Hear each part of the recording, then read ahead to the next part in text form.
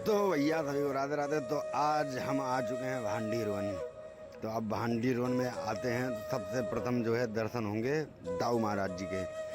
तो दाऊ महाराज जी के सामने ही जो है जहाँ राधा रानी। तो ये जो हमारे पीछे आप वृक्ष देख रहे हो 5,500 वर्ष पुराना है। इसी के नीचे जो है भगवान श्री कृष्ण और राधा रानी का विवाह हुआ था। साक्षी कौन है पता है? ब्रह्मा जी हैं। ब्रह्मा जी ने कराया था साक्षात। आपको भी पास से हम कराते हैं दर्शन, तो जहाँ पर विवाह स्थली है। हम ब्रजधाम भांडीर वन से इंदुलेखा भांडीर वन धाम की सेवायत। तो जैसा कि आप ब्रज में जब भ्रमण करने के लिए आए तो ठाकुर की अनंत लीलाओं का दर्शन किया। भांडीर वन एक ऐसा स्थान है जिसके अंदर अनेकों लीलाएं शास्त्र में प्रमाणित हैं, जिनमें से एक लीला लाडली लाल जी के विवाह की बताई जाती है, जो स्थान की प्रथम लीला है, जिसके लिए भांडीर वन धाम भी विख्यात हुआ। विवाह का प्रमाण गर्ग संहिता के 16वें अध्याय में मिलता है, ब्रह्म वैवर्त पुराण में मिलता है, आदि वराह पुराण में मिलता है। काफ़ी ग्रंथ है, स्कंद पुराण है, हरिवंश पुराण है, अनेकों ग्रंथ है जो लाडली जो के विवाह का प्रमाण करते हैं। तो गर्ग संहिता के 16वें अध्याय में है कि ठाकुर जी लगभग 2 वर्ष के थे। 2 वर्ष का बालक बड़ा ही नटखट होता है। तो लाला इतने नटखट थे कि मैया जो काम करती थी उनकी तोड़ फोड़ करना, यही उनका काम रहता था। तो मैया बाबा से बोली कि जी लाला बड़ा परेशान करता है, तुम गैया चरावे जाओ तो जो है तुम अपने संग ले जाओ। लाला ने बाहर जावे की बात सुनी तो लाला को बड़ो आनंद भयो, बड़ो खुश भयो। आज मैं बाहर जाऊंगा और मैं वो देखूंगा कि बाबा कहाँ गैया चराते हैं। बाबा लाला को मना करवे लगे, लेकिन लाला नहीं मानो। अब लाला हट पड़ गो और लाला के हट के आगे तो बाबा को स्वीकृति देनी पड़ी। जैसे ही बाबा लाला को लेके भांडीर वन आए और भांडीर वन की सीमा में प्रवेश करो, मौसम बहुत बढ़िया हो, लेकिन लाला के प्रवेश से ही बहुत तेज तूफान आए हो। बाबा डर गए और भांडीर वट की आड़ लेके छिप गए और कहवे लगे, देख मैंने तो ते मना करी, तू मानो नहीं। अभी मौसम कैसो और मौसम कैसो है गो। तो कहा देखे तूफान शांत है, तेज प्रकाश उत्पन्न भयो। वह प्रकाश को तेज इतनो हजारन सूरन के समान जाकर नंद बाबा की आंखें बंद है गई। क्योंकि हम लोग तो एक सूरज की मांग न देख पावे, वो तो हजारन सूरन के समान हो। प्रकाश भी शांत भयो। नंद बाबा ने अपनी आंखें खोली तो एक सुंदर कन्या को दर्शन पायो। तो बाबा बड़े आश्चर्यचकित भये कि अभी तो तूफान हो, लाली तो कौन है, कहाँ से आई है, अपना पूर्ण परिचय दे। तो राधा रानी ने अपनो नाम वन सखी बतायो और बोली, बाबा तुम्हें भयभीत देखतो भयो, तुम्हारे पास आई हूँ। फिर श्री जी की निगाह जो बाबा पे लग रहे गोदी में लाला पे गई और बोली, बाबा तुम्हारा लाला तो बड़ा ही सुंदर है, जाए तुम वो गोदी में दे। तो बाबा बोले, देख लाली, ऐसे तो लाला को ना दूंगा, क्योंकि तू अपना पूर्ण और सही परिचय देगी जब ही तो लाला को दूंगा। क्योंकि मैं तो यहाँ बहुत दिनाते गैया चरावे आ रहा हूँ, मैंने तो आज तक ना देखी। और तू इतनी छोटी सी, जब मौसम को देख के भयभीत ना भई, जो मैं इतना बड़ो जब मौसम को देख के भयभीत है। जब क्योंकि बाबा डरते थे, कंस नित्य किसी न किसी दैत्य को लाला को मारने के लिए भेज देता था। तो बाबा को लगे पता ना कंस की कौन सी नई लीला हो।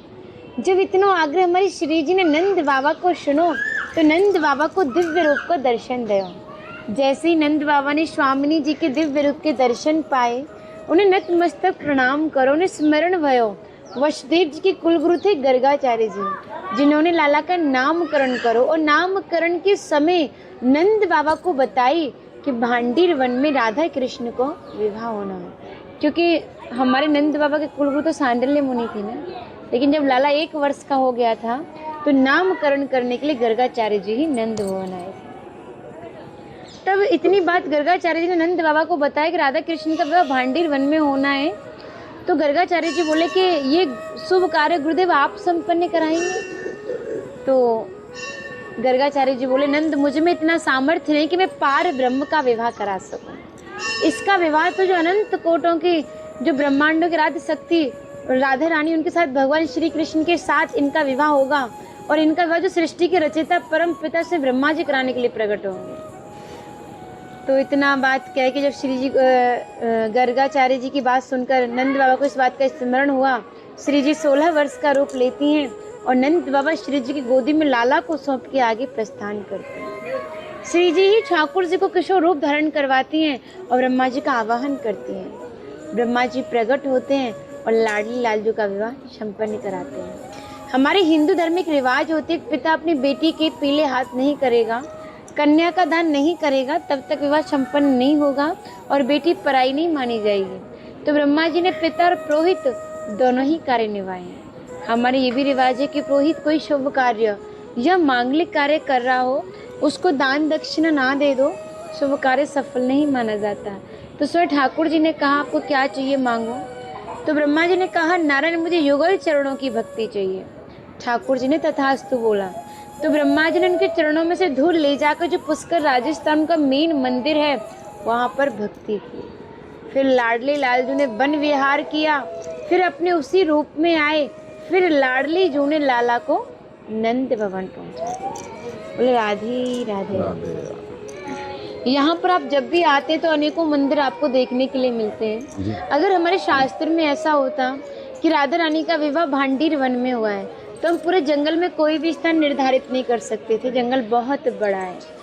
तो ठाकुर जियों में भेद नहीं, ठाकुर तो सभी समान होते हैं, क्योंकि यहाँ पे स्वयं प्रकट ठाकुर नहीं है, यहाँ पर सब स्थापित ठाकुर हैं। क्योंकि मंदिर जो होते हैं ना वो मानव निर्मित होते हैं। मनुष्य मंदिर का निर्माण करता है और ठाकुर जी के विग्रह की स्थापना करता है। आदि बराह पुराण के एक श्लोक ने और गर्ग संहिता के एक श्लोक ने बताया कि राधा रानी का जो विवाह है वो अग्नि को और भांडीर वट को साक्षी मान के हुआ है। तो प्रमाण है वट वृक्ष, तत्र भांडीर वट मूले, पूरे भांडीर वन में भांडीर वट ही मूल है। तू राधा से माधवा, जो कि राधा माधव के ब्रह्म ना करे तो दिव्य गंधर्वो विवाह का, जो ब्रह्मा जी ने राधा माधव का दिव्य गंधर्व विवाह कराया वो भांडीर वन में भांडीर वट के नीचे कराया। देवा मुनिगण पुष्प वृष्टि प्रचुकुरे, अनंत कोटों के देवी देवता उपस्थित हुए पुष्पों की वर्षा करने लगे। जय शब्दम प्रकुर्वन्ति राधा कृष्ण नमम थे, सभी जय जयकार करते हुए राधा कृष्ण को प्रणाम करने लगे। मैंने पूरी लीला आपको समझा दिया। प्रश्न करिए, क्या प्रश्न करें? कि ये जो वृक्ष है ये कितने साल पुराना है? श्रीमद् भागवत जी के अनुसार श्रीमद् भागवत जी सनातन धर्म का सबसे बड़ा ग्रंथ है, जो कि 10वें स्कंद के 18वें अध्याय का एक 22वां श्लोक है कि बृहंतो बाहि मानस्य चार यंत्रस्य गोदनम भांडीर कम नाम बटम जम्बू कृष्णा प्रोगमा। कृष्ण कालीन में इतना विशाल कि वृंदावन तक शाखा है। ठाकुर जी शाखाओं पर चढ़ के यमुना महारानी को पार करते थे। तो गर्ग संहिता के अनुसार भांडीर वट 5500 वर्ष पुराना। और क्या यहाँ पे ब्रह्मा जी को भी मतलब श्राप था कि वो यहाँ आ नहीं सकते वृंदावन में? पूरे व्रज के लिए ही उनको श्रापित था, क्योंकि उन्होंने ब्रह्मा जी ने गाय बछड़ों की चोरी की थी और जो उनकी पुत्री थी जिन्होंने कमंडल से प्रकट किया था माता सरस्वती को, उनको भी पत्नी रूप में देखा था। जब शिवलिंग नपी तो वहाँ पर भी झूठ बोला कि मैंने शिवलिंग को नाप लिया, जब शिवलिंग तो कभी नपी नहीं सकती थी। गौ माता को उनको गवाही के रूप में रखा था, कमल को भी गवाही के रूप में रखा था। तो ये सब निषेध बताए गए। तो बहुत श्राप थे जिसके कारण उनको ब्रजमंडल में कहीं भी कोई स्थान नहीं था। तो उनको अगर इस पाप से मुक्ति मिल सकती थी तो वो थी एक नव दंपत्ति का विवाह कराना, जो कि उन्होंने लाडली लालजू का विवाह कराया। इसलिए उनका चौमा गांव में भी मंदिर है। और इसको भी रास का स्थान मानते हैं राधे कृष्ण जी का, जैसे निरूपण में मानते हैं। जी, इसका भी है कि जैसे हमने ब्रह्म वैवर्त पुराण में कुछ समय पहले पढ़ा था कि जो ठाकुर जी का प्रथम महाराज हुआ था वो वन था भांडीर वन, वट था वंशी वट, तलेटी थी गिर गोवर्धन की और किनारा था यमुना महारानी का। हमारे ब्रज में कहावत भी तो है कि वृंदावन सो वन नहीं और नंदगाम सो गाम, वंशी वट सो वट नहीं और कृष्ण नाम सुना। इसलिए आज भी वंशी वट में भगवान श्री कृष्ण की वंशी की धुन की आवाज़ सुनाई देती है। तो यहाँ पे कुछ ऐसे हमें प्रमाण मिल सकते हैं, कुछ निशान इस वृक्ष पे जी जो दर्शाए कि हाँ ये बहुत साल पुराना है? हाँ जी, मैं आपको दिखाती हूँ कि यहाँ पे एक विवाह मंडप भी है। जी। जब श्री जी का विवाह हुआ था 4 योजन, 1 योजन में 12 किलोमीटर होता है, 4 योजन मतलब 48 किलोमीटर। जी। तो 4 योजनों में फैला हुआ वृक्ष श्री जी के विवाह के समय 4 खम्भों में विभाजित हो गया, जिसका आज भी नेचुरल दर्शन में भांडीर वट के अंदर मिलता है। तो मैं आपको वो भांडीर वट का दर्शन कराती हूँ। तो जैसे कि आप कहते हो कि क्या प्रमाण है, तो हम जा रहे हैं सीढ़ियों चढ़ के ऊपर आपको प्रमाण दिखाने के लिए दीदी के साथ। ये देखिए इंदुलेखा दीदी जो है आगे आगे जा रहे हैं, हम पीछे पीछे। तो हम आपको दिखाते हैं ले चल के। ये देखिए यहाँ पर विवाह स्थल है, यहाँ पर साक्षात ठाकुर जी जो है मांग भर रहे हैं। यहाँ पर ये देखिए ब्रह्मा जी बैठे हुए सामने विवाह करवा रहे हैं। तो आपको दिखाता हूँ, प्रमाण क्या है। यहाँ बड़ के पेड़ पे आपको साक्षात दिखेगा 5,500 वर्ष पुराना। ये देखिए यहाँ पर अभी आपको दिखाते हैं यहाँ पर साक्षात नज़ारा। तो आप भी बन रही है शुरू से एंड तक, यहाँ पर आपको दिखाते हैं शुरू से लास्ट तक। ये देखिए सामने दीदी लेके आई दिखाने के लिए। तो यहाँ पर आपको साक्षात प्रूफ देखने मिलेगा राधा और कृष्ण भगवान का, दोनों का। हमारी जो राधा रानी का विवाह हुआ था वो अग्नि को और भांडीर वट को साक्षी मान के हुआ था। तो जैसे हमारे यहाँ पर एक 4 खम्भों का विवाह वेदी मंडप बनता है, उसी तरीके के नेचुरली यहाँ पे मंडप है। 1, 2, 3 और ये 4, ये पूरा एक अलग है, इससे ये अलग है। ये गोरा वृक्ष है, तो ये हमारी राधा रानी का स्वरूप आप सब में देख सकते हो, सबसे ज्यादा गोरा यही है। जी जी। और ये सांवला वृक्ष है, मोर पंख भी प्रतीक है ठाकुर जी का, जो हमारे ठाकुर जी का स्वरूप माना जाता है। आप देख सकते हैं पूरे वृक्ष में ऐसी आकृति कहीं नहीं मिल सकती मोर वाली। तो हमारे हिंदू धर्म में रिवाज होती है अग्नि को साक्षी मान के 7 फेरे लेना, उससे पहले गठबंधन होता है। तो ये उसी तरीके का नेचुरली गठबंधन है, जिसमें लड़के का कंधा सदैव ऊंचा होता है, लड़की का नीचा। ठाकुर जी का कंधा ऊंचा है और लाडली जी का नीचा, यहाँ से शुरू होकर यहाँ पे ही खत्म हो गया है। सनातन धर्म के अनुसार जब एक लड़की का विवाह होता है तो वो धोती पहनता है, तो इसमें धोती वाली छवि नजर आती है। और जब एक लड़की का विवाह होता है तो वो लहंगा पहनती है, तो इसमें लहंगे जैसी कलियां भी नजर आती हैं। विवाह संपन्न होने का दूल्हा दुल्हन के सरों को मिलाते हैं, ऐसे ठाकुर जी और श्री जी के सरों को मिलाया गया है। यहाँ पर आप देखेंगे जब जयमाला होती है उससे पहले हस्त मिलन होता है, तो ये नेचुरली दोनों वृक्षों का ऐसे हस्त मिलन है।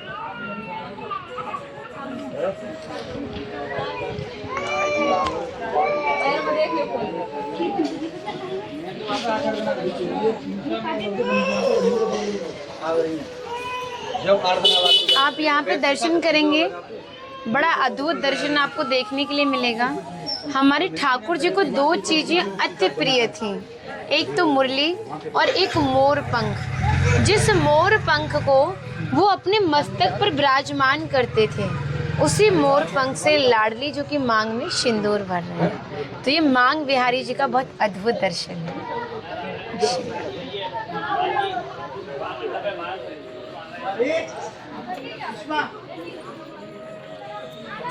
आप यहाँ पे दर्शन करेंगे।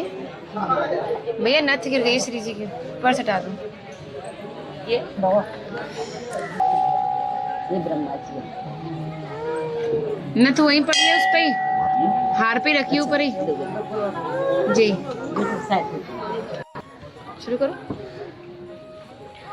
जब एक लड़की 7 वचन ले लेती है, 7 फेरों के बाद जब लड़का के बाम अंग में आती है, तो यही दर्शन आपको पूरे ब्रह्मांड में देखने के लिए मिलता है कि श्री जी ठाकुर जी के बाम अंग में है। जब तक किसी का विवाह संपन्न नहीं होता, कोई एक लड़की किसी पुरुष के बाम अंग नहीं आ सकती। तो विवाह के बाद वाला दर्शन आपको देखने के लिए मिलता है। और आप पीछे दर्शन करेंगे एक विवाह मंडप का। ये वह विवाह मंडप है जहाँ पे बहुत से माता भाई बहनों की इच्छाएं होती हैं। हर वर्ष ठाकुर जी के विवाह का आयोजन इसी मंडप में होता है। और जो माता भाई बहनों की इच्छाएं होती हैं, यहाँ पे ठाकुर जी का विवाह हुआ है, वहाँ पे हमारा भी विवाह हो तो उनका विवाह यहाँ पे संपन्न होता है। जिनका विवाह हो जाता है वो शादी की सालगिरह वगैरह यहाँ पर मनाने के लिए आते हैं। कहते हैं धाम पर हुआ विवाह कभी व्यर्थ नहीं जाता। अगर घर में ग्रह कले चल रहा आपस में, यहाँ पर विवाह करने से ग्रस्तमय जीवन सुखमय व्यतीत होता है। कहते हैं ना, पहले समय में जब विवाह होते थे वो धाम में होते थे, किसी मंदिर में, किसी देवालय में, कुछ भी ना हो तो गौशाला हो इत्यादि यहाँ पर रहते थे। लेकिन आजकल तो गेस्ट हाउसों में और रात को विवाह करते हैं, जबकि हमारे सनातन धर्म में कभी रात को विवाह बताया ही नहीं है।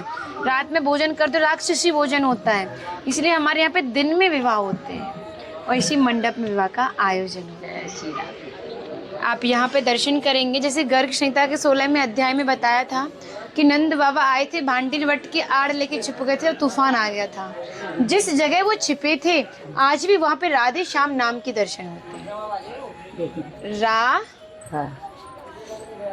धे, दोबारा से देखो, रा धा धे, राधे। अभी देखो आधा शीटी वाला सा श्या और ये ऐसे या आ और माँ, राधे श्याम। ठीक है। आप यहाँ पे दर्शन करेंगे कि हमारे ठाकुर जी और श्री जी ब्रह्मा जी उनकी जयमाला करा रहे हैं। तो यहाँ पे जयमाला का दर्शन आपको देखने को मिलेगा।